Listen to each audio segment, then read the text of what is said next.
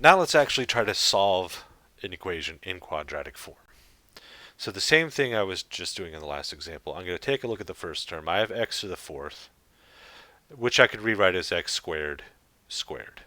Okay, now let's take a look at 18. 18 can really be written as 2 times 9, which is nice because 9 squared is really 3 squared. So if I think here, I'm betting I can make my u 3x squared. So let's see if I can make a 3x squared in both of these terms here. 18x to the fourth, well, it would just be 2 times 3x squared squared. Okay, I've got my first 3x squared.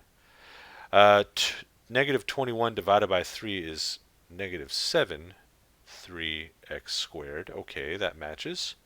Plus 3 equals 0. So I can substitute it in. So I'd write 2u squared minus 7u plus 3 equals 0. Now I just have a quadratic, and now I need to factor it. So I need two numbers whose product is 6 and whose sum is negative 7. Well, that should be negative 1 and negative 6. Negative 1 times negative 6 is positive 6, and when you add them together you get negative 7.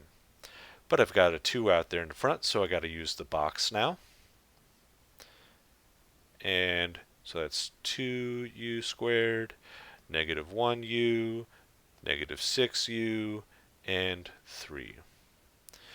So one thing is I notice I got negatives on my diagonals, so one of the terms I'm going to have to pull out a negative here. So let's pull out a negative right now. Negative 3 divided by 3, or 3 divided by negative 3 is negative 1. Negative 3u divided by negative 3 is just 2u. So there's my negative 3. And now I've got negative 1s for the top, so I can just pull out the negative 1 there. And that's left with a positive u. And this guy is gone. So now I pull out my row here. U and 2u, the only common factor there is u. So that u is gone. Now it's just down to 1u, and I got 2u, 2u. So there we go, 2u. So this factors into u minus 3 times 2u minus 1 equals 0. Now I have factored the quadratic form. Now I'm going to substitute that 3x squared back into the u. 3x squared minus 3 times 2 times 3x squared minus 1 equals 0. Factor 3 out here. 3 times x squared minus 1. Ooh, I like that. I see a difference of squares. And I have 6x squared minus 1 here. And I don't see a nice perfect square there. But I can keep solving. I'm going to focus down on this part here. The 3, I could divide both sides by 3. 0 divided by 3 is 3, so it's not going to give me any sort of answer. But the x squared minus 1 is really x plus 1 times x minus 1. And 6x squared, I don't see a way to factor 6x squared. And it's not one of the nice patterns, so I'm just going to leave it how it is. So now I have three things. X plus 1 equals 0, x minus 1 equals 0, and 6x squared minus 1 equals 0.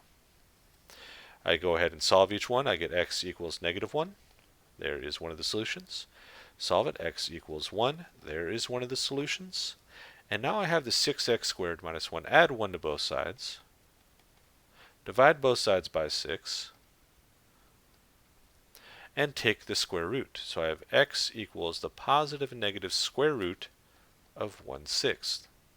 I simplify that a little bit, get plus or minus square root of 1 over the square root of 6. Well, square root of 1 is nice because it's just 1.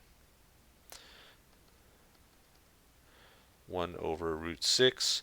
I don't like to have roots in the denominator, so I'm going to rationalize it, and I get x equals plus or minus this root 6 over 6. And there are my other two answers. So that's how you solve something that was a fourth degree polynomial using the quadratic form.